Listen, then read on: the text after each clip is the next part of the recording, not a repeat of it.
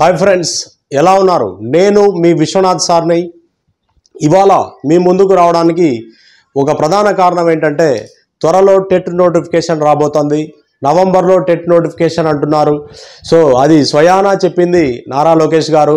ప్రతి ఏటా job calendar ఉంటుందంటున్నారు, DSC ఉంటుందంటున్నారు. So కాబట్టి ప్రభుత్వం వాళ్ళ పని వాళ్ళు చక్కగా చేసుకుంటున్నారు. కానీ మనం మాత్రం మన పని చక్కగా చేయడం లేదు.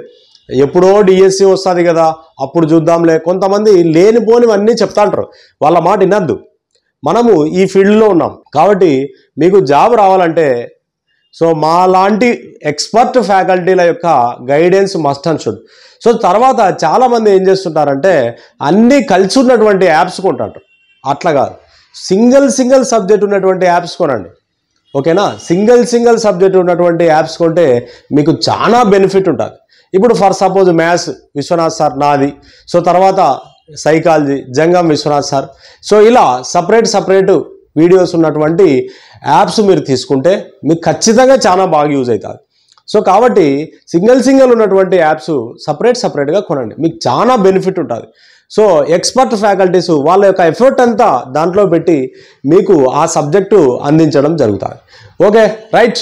ఇవాళ కాబట్టి మీరు టైం వేస్ట్ చేసుకోకుండా బాగా సీరియస్గా చదువుతారని మనస్ఫూర్తిగా కోరుకుంటున్నా. సో టెట్లో మార్క్స్ ఎక్కువ ఉంటేనే, గుర్తుపెట్టుకో, టెట్లో మార్క్స్ ఎక్కువ ఉంటేనే నీకు డిఎస్సి జాబ్ వస్తుంది. కాబట్టి టెట్ మీద కాన్సన్ట్రేషన్ చేయి. వాటికి సంబంధించినటువంటి జాబ్ నీకు రావాలి అంటే టెట్లో మార్క్స్ ఖచ్చితంగా ఉండాలన్నమాట. సో రైట్, ఇప్పుడు మనము త్వరలో ఒక చాప్టర్ రిలీజ్ చేయబోతున్నాం. ఏంటంటే మెన్సురేషన్ అనేటువంటి ఒక చాప్టర్ రిలీజ్ చేయబోతున్నాను.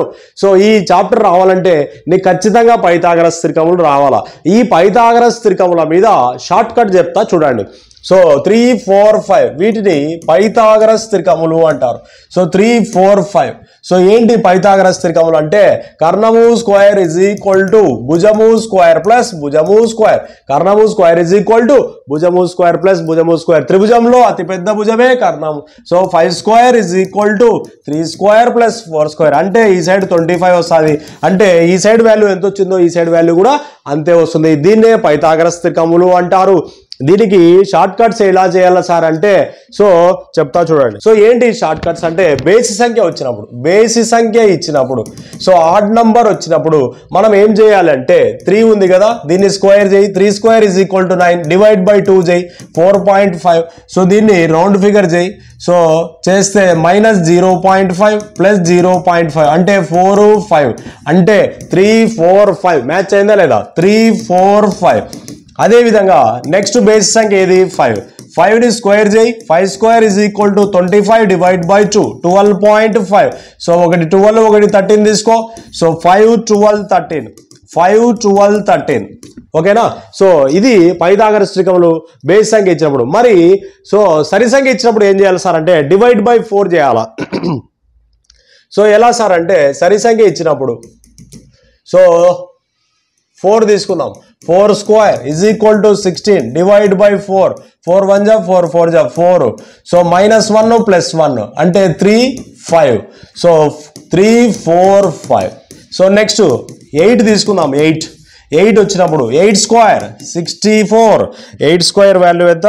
64 డివైడెడ్ బై 4. 4 1 జా 4 16 జా దట్ ఈజ్ ఈక్వల్ టు 16.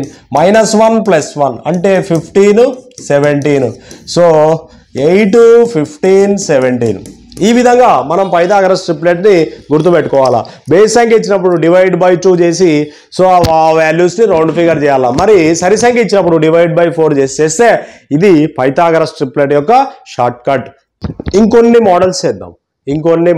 3 తర్వాత ఇప్పుడు బేస్ సంఖ్య మోడల్ చేద్దాం. బేసి ఆడ్ నంబర్. సో 5 కదా, 7 కదా. నెక్స్ట్ 7 స్క్వేర్ చేయి. 7 స్క్వేర్ వాల్యూ ఎంత? 49 డివైడెడ్ బై 2 చేయి. 49 డివైడ్ బై 2 అంటే 24.5 వస్తుంది. అంటే ఒకటి 24 అంటే -0.5 చేయి, ఇంకోటి ప్లస్ 0.5 చేయి. అంటే ఒకటి 24, ఇంకోటి 25. సో 7, 24, 25. So Pythagoras triplet. ఈ పైథాగరస్ ట్రిప్లెట్స్ అనేటివి కేవలం లంబకోణ త్రిభుజాల్లో మాత్రమే రావడం జరుగుతుంది. పైథాగరస్ ట్రిప్లెట్ అనేది కేవలం దేంట్లో వస్తాయి? లంబకోణ త్రిభుజాల్లో మాత్రమే వస్తాయి. సో త్రిభుజంలో అతిపెద్ద భుజం కర్ణం, గుర్తుపెట్టుకోండి. త్రిభుజంలో అతి పెద్ద భుజం కర్ణం. ఈ కర్ణం అనేది ఎల్లప్పుడూ లంబకోణానికి ఎదురుగా ఉంటుంది. సో ఈ పైథాగరస్ అంటున్నాం కదా, ఈ పైథాగరస్ అనేవాడు నా దృష్టిలో మాత్రం ఒక దొంగ. ఎందుకు సార్ అలా అంటారంటే, ఈ పైథాగరస్ కంటే ముందే భారతీయ గణిత శాస్త్రవేత్త అయినటువంటి బౌద్ధాయనుడు వీటికి ఎప్పుడో నిర్వచనం చెప్పడం జరిగింది. కర్ణం అంటే ఏందో ఆయన చెప్పాడు, పైథాగరస్ త్రికములు అంటే ఏంటో చెప్పాడు. ఓకేనా. ఆ కాలంలోనే ఈయన బౌద్ధాయనుడు, ఆపస్తంభ, కాత్యాయన వీళ్ళ ముగ్గురిని ఏమంటారంటే రేఖాగణితంలో శుల్భసూత్రకర్తలుగా పిలుస్తారు. రేఖాగణితంలో శుల్భసూత్రకర్తలుగా ఎవరిని పిలుస్తారు? ఇంపార్టెంట్ బిట్ చూడు. సో బౌద్ధాయనుడు, ఆపస్తంభ, కాత్యాయన వీరి ముగ్గురిని రేఖాగణితంలో శుల్భసూత్రకర్తలుగా పిలుస్తారు. సో ఈ బౌద్ధాయనుడు ఆ కాలంలోనే, క్రీస్తు పూర్వంలోనే ముఖ్యంగా గ్రీకులు ఈ రేఖాగణితాన్ని ఎందుకు ఉపయోగించారంటే గ్రామాల యొక్క హద్దులను గుర్తించడం కోసం ఉపయోగిస్తే, అదే భారతీయులు ఆ కాలంలోనే ఖగోళ శాస్త్ర పరిశోధనల్లో ఈ రేఖాగణితాన్ని ఉపయోగించారు. ఓకేనా సార్. మరి రేఖాగణితం అంటారు, మరి ఇది క్షేత్రగణితం కదా అంటే, రేఖాగణితంలో వీటి కంప్లీట్ డీటెయిల్స్ ఉంటాయి. మరి క్షేత్రగణితంలోకి వచ్చేసరికి వైశాల్యాలు, చుట్టుకొలత అనేటువంటి అంశాలు అంటే ఫార్ములాస్ బేస్ చేసుకొని ప్రాబ్లమ్స్ అనేటివి ఉండడం జరుగుతుంది. ఇలా ఈ బౌద్ధాయనుడు, ఆపస్తంభ, కాత్యాయన వీళ్ళ ముగ్గురిని ఏమంటారు? రేఖాగణితంలో శుల్భసూత్రకర్తలుగా పిలుస్తారు.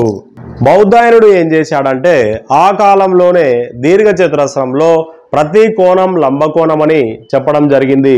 ఆయన దీర్ఘ చతురస్ర భుజాలకు మరియు కర్ణాలకు సాధారణ పైథాగరస్ త్రికములను ఆ కాలంలోనే ఆపాదించాడు. సో అలా ఈ పైథాగరస్ త్రికములు అనేటివి అన్ని చోట్ల చాలా యూజ్ అవుతాయి. క్షేత్రగణితంలో పనికొస్తాయి, రేఖాగణితంలో పనికొస్తాయి, త్రికోణమితిలో పనికొస్తాయి. అందుచేత ఒక్కొక్కసారి డిఎస్సిలో బిట్లు అడుగుతాడు, క్రింది వాటిలో పైథాగరస్ త్రికములు కానివి ఏవి అంటాడు, లేదా క్రింది వాటిలో పైథాగరస్ త్రికములు ఏవి అంటాడు. డైరెక్ట్ బిట్ వస్తుంది. ఓకేనా. టెట్లో డైరెక్ట్ అడుగుతాడు టెట్లో. సో ఇప్పుడు ఇందాక చెప్పినా కదా బౌద్ధాయనుడు, ఆపస్తంభ, కాత్యాయన వీళ్ళ గురించి కూడా టెట్లో అడుగుతారు. ఓకేనా. So right. ఇప్పుడు మనం ఏం చేద్దాము అంటే ఈ పైథాగరస్ త్రికములు ఇంకొన్ని డిస్కస్ చేద్దాం. సో ఏంటి అంటే ఇప్పుడు ఇంకోటి నంబర్ తీసుకుందాం, ఒక 12 తీసుకుందాం. 12 స్క్వేర్ అంటే 144 డివైడెడ్ బై సరి సంఖ్య వచ్చినప్పుడు మనం ఏం చెప్పినా డివైడెడ్ బై 4 అని చెప్పినా కదా. 12 స్క్వేర్ ఇప్పుడు చేస్తానే సరి సంఖ్య బేస్ చేసుకోండి. 12 square is equal to 144 divide by 4. 4 1 జా 4 3 12, 4 6 జా 24, 36. సో ఇక్కడ మనం ఏం చేయాలంటే -1 ఒకటి +1 ఒకటి చేయి. 36లో 1 పోతే 35, 36 + 1 ఎంత? 37. సో అంటే 12, 35, 37 ఇది ఒక పైథాగరస్ త్రికములు. సో ఇలా సరి సంఖ్య వచ్చినప్పుడు డివైడెడ్ బై 4 చేయండి, బేసి సంఖ్య వచ్చినప్పుడు డివైడెడ్ బై 2 చేయండి. మరి బేసి సంఖ్య వచ్చినప్పుడు మనం ఏం చేస్తాము అంటే ఇప్పుడు ఒక నంబర్ తీసుకుందాం. సో 9 తీసుకుందాం. 9 స్క్వేర్ ఎంత? 81 డివైడెడ్ బై 2. 81 డివైడెడ్ బై 2 అంటే 81లో సగం ఎంత? 40.5 అవుతుంది. దీన్ని రౌండ్ ఫిగర్ చేయి, ఒకటి 40 అవుతుంది, ఇంకోటి 41 అవుతుంది. కాబట్టి 9, 40, 41 ఇవి ఈ విధంగా మనం పైథాగరస్ త్రికములను నేర్చుకోవడం జరుగుతుంది. ఓకేనా. మరి సార్ పైథాగరస్ త్రికములు రాకపోతే అంటే, సో రాకుంటే మామూలుగా ఇంకొకటి చేద్దాం. పైథాగరస్ త్రికములు రానప్పుడు మనం లంబకోణ త్రిభుజంలో మనకు ఎలాగూ తెలుసు కర్ణము స్క్వేర్ ఈజ్ ఈక్వల్ టు భుజము స్క్వేర్ ప్లస్ భుజము స్క్వేర్ అనేటువంటి సో ఈ అంశం ఆధారంగా సో కర్ణము స్క్వేర్ ఈజ్ ఈక్వల్ టు భుజము స్క్వేర్ ప్లస్ భుజము స్క్వేర్ అంశం ఆధారంగా మనం చేసేస్తాం. D square is equal to X square plus Y square. మరి D is equal to √x square plus Y square. So ఇవన్నీ వీటికి సంబంధించినటువంటి కంప్లీట్ ఇన్ఫర్మేషన్ అంతా క్షేత్రగణితం అనేటువంటి టాపిక్లో రాబోతుంది. ఈ చాప్టరు సో రేపు లేదా ఎల్లుండి రిలీజ్ చేయబోతున్నాను. మీరందరూ మన ఛానల్ని లైక్ చేసి మీ ఫ్రెండ్స్ అందరికీ షేర్ చేయండి. సో మీకు ఇంకా ఏమేమి కావాలో కామెంట్స్లో తెలపండి. తర్వాత నా చిన్న రిక్వెస్ట్ ఏంటంటే మీకు ఖచ్చితంగా జాబ్ కావాలంటే మనం రన్నింగ్ బ్యాచ్ అయినటువంటి శ్రీ విశ్వ అకాడమీ యాప్ డౌన్లోడ్ చేసుకొని అందులో నీకు ఏ కోర్స్ కావాలో పర్చేస్ చేసుకో. వీడియోస్ అప్లోడ్ చేస్తూనే ఉన్నాను. సో అది మీకు సిలబస్ రోజులు పెరిగే కొద్దీ ఫీజు పెరుగుతుంది. మన దాంట్లో ఫీజు ఎంత పెట్టాను, 279 రూపాయలు పెట్టాను ఫీజు, కేవలం అతి తక్కువ ఫీజు మాత్రమే పెట్టాను. సో రాబోయే రోజుల్లో ఈ ఫీజు 4 ఇంతలు అవుతుంది. సో కాబట్టి మీరు ముందే హుషారుగా పడండి. సో సంవత్సరం వ్యాలిడ్ ఇచ్చాను, వ్యాలిడ్ పీరియడ్ ఎంత సంవత్సరం. ఇందులో 200 గ్రాండ్ టెస్ట్ పెట్టడం జరుగుతుంది, 200 చాప్టర్ వైజ్ టెస్ట్ పెట్టడం జరుగుతుంది విత్ ఎక్స్ప్లెనేషన్స్. సో కాబట్టి మీరందరూ నాకు సపోర్ట్ చేస్తే, సో మీ సపోర్టే నాకు కావాల్సినది. మీరు సపోర్ట్ చేస్తే ఖచ్చితంగా మనము సూపర్ హిట్ అవుతాం. మీ అందరికీ మ్యాథ్స్ ఈజీగా నేర్పించే బాధ్యత నాది. ఓకేనా? So right. కాబట్టి మీరు చేయాల్సిన పని జస్ట్ ప్లే స్టోర్లోకి వెళ్ళి మన యాప్ డౌన్లోడ్ చేసి కోర్సు పర్చేస్ చేసి మీ ఫ్రెండ్స్ అందరికీ తెలియజేయండి. రైట్? Thank you. బాయ్. జై హింద్.